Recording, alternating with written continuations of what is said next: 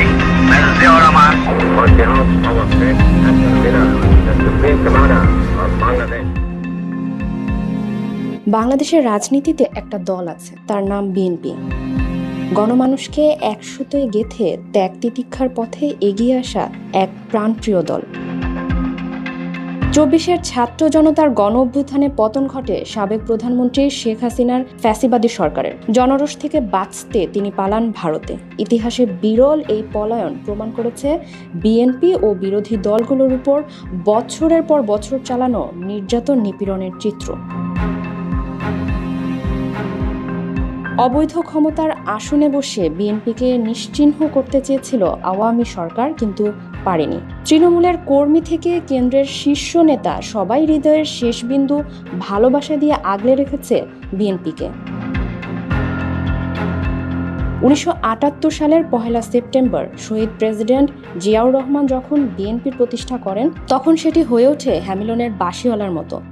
অল্প সময়ে সব শ্রেণী, পেশা, ধর্ম, বর্ণের মানুষের মিলনক্ষেত্র হয়ে ওঠে দলটি। ক্ষমতা হারালেও বিএনপি হারায়নি, বরং ভোটের রাজনীতিতে বিকল্প শক্তি হয়ে দাঁড়িয়েছে। বাংলাদেশকে একটি আধুনিক রাষ্ট্র হিসেবে গড়ে তুলতে শহীদ প্রেসিডেন্ট জিয়াউর রহমান যখন অক্লান্ত পরিশ্রম করছেন, বিশ্বে দ্রুত অগ্রসরমান দেশ হিসেবে যখন বাংলাদেশ এগিয়ে যাচ্ছিল, ঠিক তখনই দেশি বিদেশি চক্রান্তের অংশ হিসেবে ১৯৮১ সালের ৩০ মে চট্টগ্রাম সার্কিট হাউসে সেনাবাহিনীর কিছু বিপথগামী সদস্যের নির্মম বুলেটে প্রাণ হারান বাংলাদেশের ইতিহাসের ক্ষণজন্মা এই রাষ্ট্রনায়ক।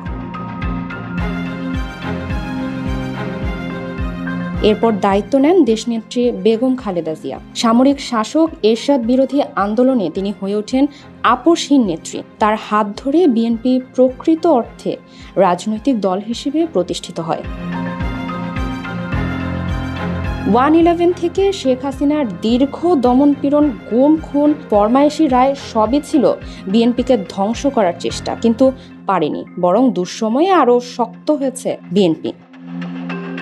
তারেক রহমানের নেতৃত্বে নতুন প্রাণের সঞ্চার হয়েছে বিএনপিতে। গণমানুষের মুখপাত্র হিসেবে যে দলটির যাত্রা শুরু হয়েছিল, সেই দলটি আজ পৌঁছে গেছে ৫৬,০০০ বর্গমাইলের প্রতিটি কানায় কানায়। আওয়ামী ফ্যাসিবাদের পতনের পর গণমানুষের আকাঙ্ক্ষা পূরণে তাই এই দলটির দায় ও দায়িত্ব সবচাইতে বেশি। যে কারণে দলটির ভারপ্রাপ্ত চেয়ারম্যান তারেক রহমান রাষ্ট্র সংস্কারের ৩১ দফা নিয়ে ব্যাপক ভিত্তিক গবেষণা করেছেন।